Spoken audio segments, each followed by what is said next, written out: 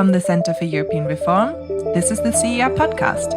Posons-nous sérieusement la question de l'avenir que nous voulons et ayons tous ensemble le courage de le construire. Für uns in Deutschland ist das Bekenntnis zum vereinten Europa Teil unserer Staatsräson. A strong united Europe is a necessity for the world because an integrated Europe remains vital to our international order. This is the moment for Europe to lead the way towards a new vitality. Welcome, everybody, to the Centre for European Reform podcast. Today, we're going to be talking about fiscal rules, everyone's favourite subject. But much more exciting than fiscal rules is the fact that I'm introducing our new economist who's going to be leading on macro for us, Sander Tordoir. He joined from the European Central Bank. He has, until very recently, been stationed in Washington, DC as part of the ECB's liaison team with the IMF.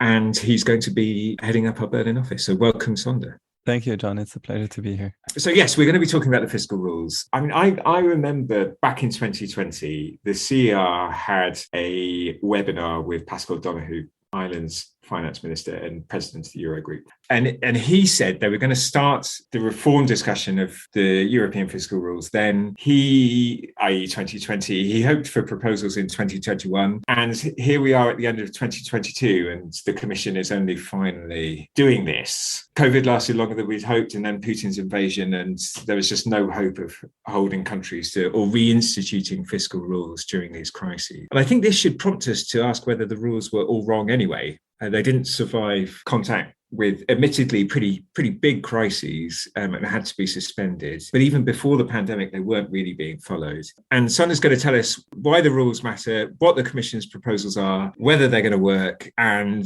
the first question that we're going to ask is, why are the rules suddenly important again, Sander? I mean, they've always been contentious. They were suspended in the pandemic. The Commission's made some proposals. Why now? Yeah, that's of course the right place to start. And the reason why we care about the fiscal rules now is exactly as you pointed out, that after a pandemic and an ongoing war, debt levels in Europe are relatively high in a number of countries. But maybe it's good to first indeed go back to intellectually, why do we have fiscal rules in the first place? And for Europe and for the Eurozone in particular, the case for intervention by Brussels in national fiscal policy is essentially rooted in having a union of interwoven economies that share a currency, in which destabilizing national debt dynamics may create contagion effects for other countries or make the job for the European Central Bank a lot more difficult. So sound counter-cyclical fiscal policies are important.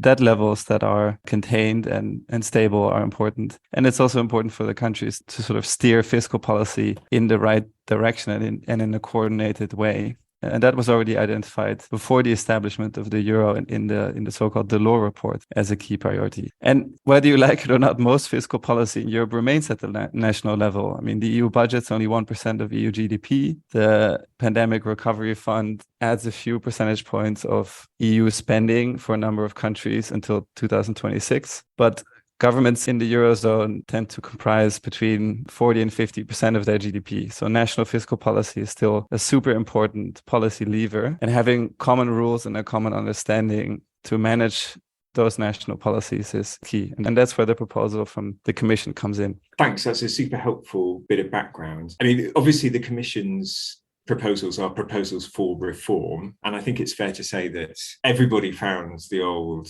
fiscal rules pretty unsatisfactory. Those struggling with high debt levels or with low growth because they were a bit of a straitjacket, more hawkish northern countries because quite often they weren't really stuck to. And, you know, I remember going back to 2010, 2011, the debate over the fiscal compact, which strengthened and reformed the pre-existing fiscal rules, which had been instituted at the beginning of the euro. And you know, they embedded these new rules during the euro crisis into an intergovernmental treaty. So, you know, it's a treaty, these things are supposed to endure, but now they're being reformed. And perhaps you could just tell us what's wrong with the old fiscal rules, why people didn't like them, and why exactly we're going down the reform process now. Right, exactly. And depending on who you ask, the rules are indeed simultaneously portrayed as a straitjacket that strangled Southern European economies and undermined public investment, or as a toothless tiger that had no real effect. And given the complexity that's been added over the years, maybe as an incomprehensible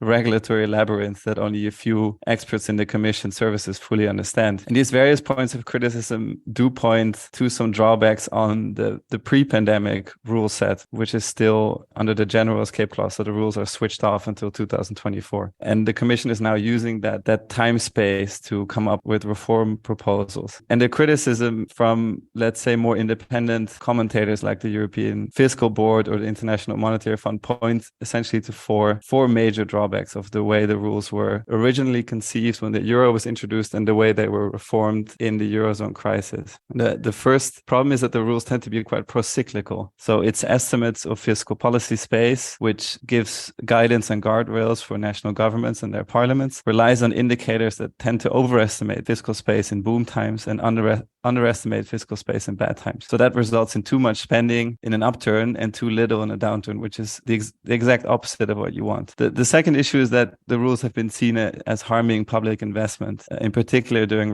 recessions. When governments are put under pressure to comply with the rules, they tend to cut back on investment because it's politically easier to do so. But of course, that goes at the expense of long-term growth. A third issue is that debt levels have been on an increasing trajectory in many countries. This is not only the case for Europe, of course, this also happened, especially in the pandemic, also in the US, in the United Kingdom and other jurisdictions. But there is a lot of divergence across Europe, with some countries complying not so well with the rules as others. And that's the fourth issue, is just generally compliance with the various commitments in the rules has been rather poor over the time span of the rules. It varies by country, but there aren't many countries that have at all times complied with all rules. And so basically the Commission is trying to solve these longer standing issues, these four dimensions, and also address the fact that if they would apply the rules by the letter of the law today, in an era of high public debt across the board, they would have to impose terribly harsh austerity. And so the political challenge follows in a way from that. And that's the grand bargain that needs to take place, is how do we get economically sensible rules that are not overly austere and allow high debt countries to gradually reduce their debt,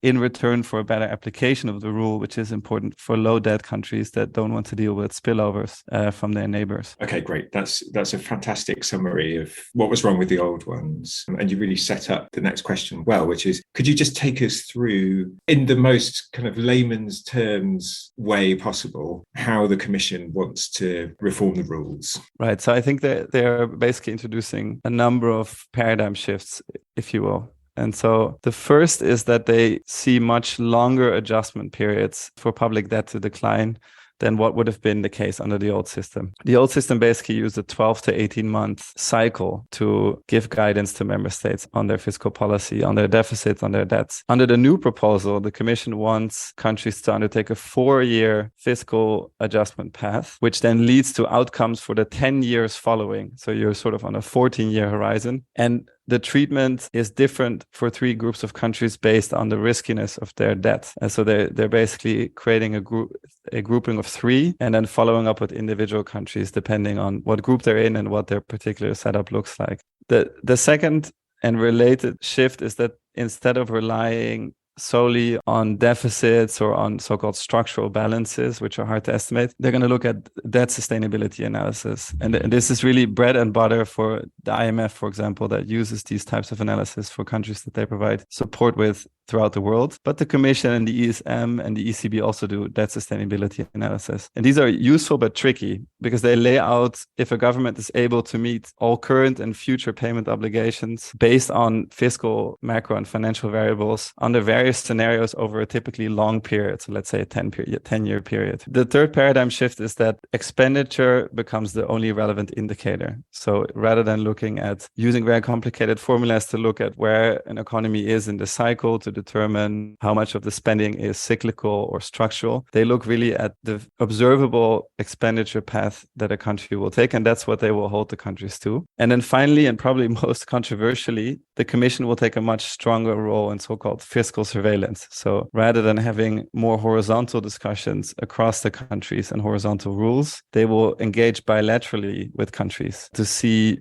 what their path looks like. And their countries can also bring in the growth dimension. So they can say, I have high debt. I want not a 4-year path, but a 7-year path because I'm going to undertake structural reforms and public investment. So they can basically trade in these discussions with the Commission, trade more time in exchange for reforms and public investment. Now, what happens if a country doesn't comply, right? Because that's always one of the key questions. How do you enforce the agreed pathways between the Commission and the country? In that case, they can open a so-called excessive deficit procedure, which is also the case under the current system, which may then ultimately, if the country doesn't adjust its fiscal course, again, based on the expenditure path, that may lead to sanctions, or their payouts from EU budget or from the recovery fund could be halted. And the Commission adds 2 new enforcement mechanisms. One is the possibility of having smaller financial sanctions under the idea that those will be easier to actually put in place. And a sort of reputational shaming, so that a finance minister would have to come to the European Parliament to explain why his or her country failed to comply with the rules. So that's, in a nutshell, is the Commission proposal. What's missing, and I think is rather fundamental, is that they haven't actually proposed a European fiscal capacity to complement the rules. But the two are in many ways related, because access to a fiscal capacity could be a powerful commitment device for governments and reduce some of the pressure that governments face to, for example, spend on the green transition. But the reverse is, of course, also true, that having European fiscal instruments may lead some countries to kick back on their debt reduction targets because they feel like they are covered by Europe. So that's the moral hazard point. But it's a major omission not to cover that flank, particularly against the backdrop of a climate crisis and a war. And it leads also to some issues that we can discuss further on how the Commission would actually apply the rules if you don't have the carrot that a common fiscal capacity would bring to the table. I mean, that was the question that I was immediately going to ask you in response on this enforcement question, because nobody's ever been fined for breaking the fiscal rules, and France and Germany broke them in the early 2000s, and multiple countries broke them since the Euro crisis, without really any sanction from the Commission whatsoever. And so the new proposals are, okay, well, we'd like to be able to suspend payments, I guess, for the most egregious breaking of the rules and naming and shaming. But it just doesn't seem realistic that, given the fact that we've got 20 odd years of evidence now, it seems unrealistic that powerful member states are going to be sanctioned by the Commission for breaking these rules. Is that unfair? No, I think that's totally fair. Even this idea of smaller sanctions, and just to give you a sense, I mean, sanctions under the old system could go up to 0.5% of GDP, just the sanctions part, and then there were a few other additions. But the real reason why sanctions aren't applied isn't only because of the Commission, it's also because the Council, so the member states themselves, often backed out of pulling the trigger. And there have been a few cases over the years where the Commission was moving in the direction of sanctions, but then the Council got, including Germany, by the way, got cold feet. This is what happened in 2016 when Spain and Portugal broke the rules. And it was Wolfgang Schäuble, of all people, who ultimately pulled the plug on applying sanctions. And this points to a deeper political issue, which is that for countries and the Commission, it's quite difficult to sanction a sovereign European country to do a type of fiscal policy that it wants to do, which its parliament wants to do. And there's a very high cost to embarrassing a country by giving them a sanction, because those are the same countries that they share the council with, that they have to take decisions on migration, on climate, on foreign policy. So clearly there's a wider political problem with the entire notion of sanctions, which is why I think this idea of smaller sanctions or naming and shaming is a bit little to go on. And it also problematizes the fact that the Commission is pulling more power to itself in terms of applying the rules, which in principle could work to have a stronger, let's say, executive role, but then they would have to have some instruments to actually force compliance. And with the recovery instruments, which is clearly a sort of blueprint or a template for this kind of surveillance, they have the carrots because they have billions lying around and they have milestones that they can keep countries to. But after 2026, those are gone. And so they will no longer have the carrot. So that leads to this whole question of how could the enforcement actually work, given this history of 20 years of non-applying of sanctions. Thank you. That's great. I mean, so apart from the enforcement issue, I wonder if you could just say a few words about the politics. So the reception of these rules in, the sort of the key player member states, particularly, I guess, in more hawkish Northern European member states, such as Germany and the Netherlands, and also any other question marks about the way that the rules work technically and whether they're likely to be any better than the previous set. So if you could give us a bit of a sense on both of those, the politics and technicalities. Maybe let me just briefly touch on a few technical points and as a good segue into the politics. So one, I think, smart adjustment are these longer adjustment periods. And I think there is political consensus in Europe, including in The Hague and Berlin, that doing very radical fiscal adjustment now or imposing that on high debt countries is a bad idea. So I think there is some support for having longer adjustment periods because it economically makes sense and politically as well. And also this transformation towards expenditure as the leading indicator makes some sense. And there's a lot of experts who prefer that because a finance minister can actually look at his expenditure patterns, see where he stands versus what Brussels has given him or her as guardrails. Whereas before, the operational targets were basically unobservable except by modeling. So that makes it very difficult to actually comply with the rules. Often finance ministers, you hear this anecdotally, finance ministers would say, ask their staff or ask commission staff, how can I see whether I comply because I can't follow it because it was based on these unobservable categories. So there are some smart evolutions in the proposal. But one of the technical downsides, which also again is political, is that it takes 4 to 7 years before a country has to embark on a declining debt path. And I think in fiscally more conservative countries like Germany, that may not sit so well. So concretely, France, for example, which is probably in the intermediate debt risk group with a debt to GDP ratio just below 100%, could essentially wait 4 to 7 years before really bringing down its debt level under this new proposal. And the question is, how would that be perceived by some of the countries that have wanted historically more strong enforcement? And a third technical issue, which again at the same time is political, is this reliance on these debt sustainability analyses. They may seem objective, but in many respects they're not, because they're sort of a very long-term prediction on the pathway of a government spending and revenue. And so they're very heavily assumptions driven. And the question is whether we want 19 or 27 bureaucrats in Brussels to argue over the debt sustainability of a specific country and the assumptions in the analysis, which could get very contentious. Whereas today they're arguing more in the abstract on horizontal formulas, of course, bringing in their national interest. But it's quite a different discussion. And that also puts the Commission in a weird spot to say that a country's debt is or is not sustainable. But moving into the political sphere more broadly, I think the key issue will be that the Commission will have a stronger role and more power. And I think that question is whether particularly Germany will be happy with that. And they may push back on that. So where I see the politics going is essentially that there are two landing zones. One is that a number of countries push for more horizontal rules again, so more codified rules that are transparent and where there's a sort of clearer comparability across countries, with the idea that otherwise the Commission would have too much discretion to apply this new framework to countries as they deem fit. Or the proposal as it stands will fly, but for that to work and for it to be palatable for Germany, it would probably need to think harder about these sanctions and this enforcement mechanism so that Berlin has the confidence that Brussels will do what's necessary and that they have the tools to do so. So I think that's essentially where the debate is headed. And the question is a bit whether Berlin doesn't play a double game where on the one hand, they let the Commission go ahead with this proposal, but then take the fiscally hawkish high ground and criticize them, or whether they engage really constructively and try to move towards one or two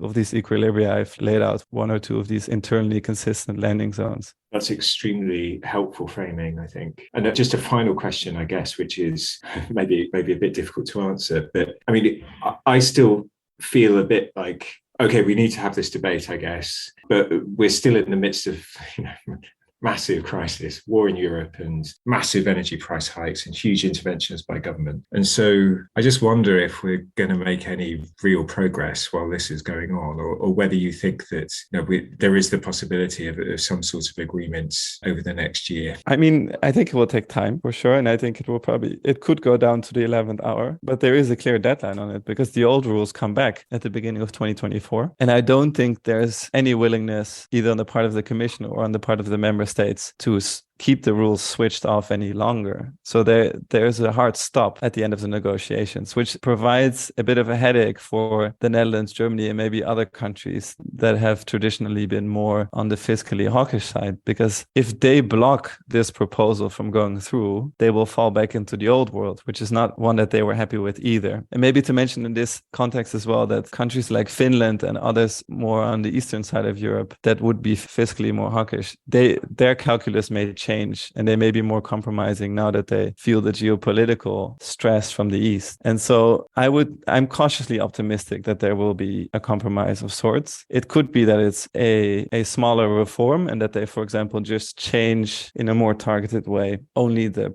debt reduction provisions under the existing rules, which are quite stringent, and just loosen those. So that would be a more targeted reform to deal with the acute issue at hand, which of course in some sense would be a missed opportunity. But the Commission, in my view, has already missed an opportunity by not also making a proposal for a central fiscal capacity. For example, a climate fund at the European level to help the green transition along, which is in everybody's interest. But it could at the same time complement the whole enforcement dimension of the system. And so that's basically where I think the political landscape stands. Wonderful. Thank you. Well, I mean, that's just about it. I ought to just say there's a couple of more in-depth looks at Next Gen EU and relationship between fiscal rules and a kind of central fiscal instrument on our website. One of them is by me and our colleague Elizabeth Cornago, which is why the recovery fund should be made permanent, which is a discussion of what the kind of macro benefits might be. And then the other one, whose title, of course, I'm banking on, is a piece by me in the summer about the European Central Bank and the concerns that they had about the fiscal framework in the context of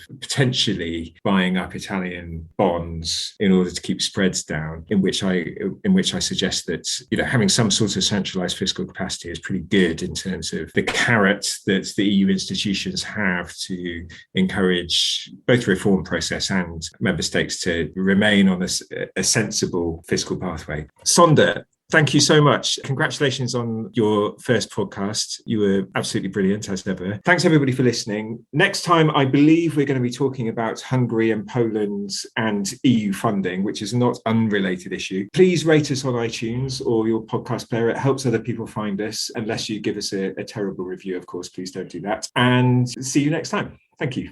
Thanks so much.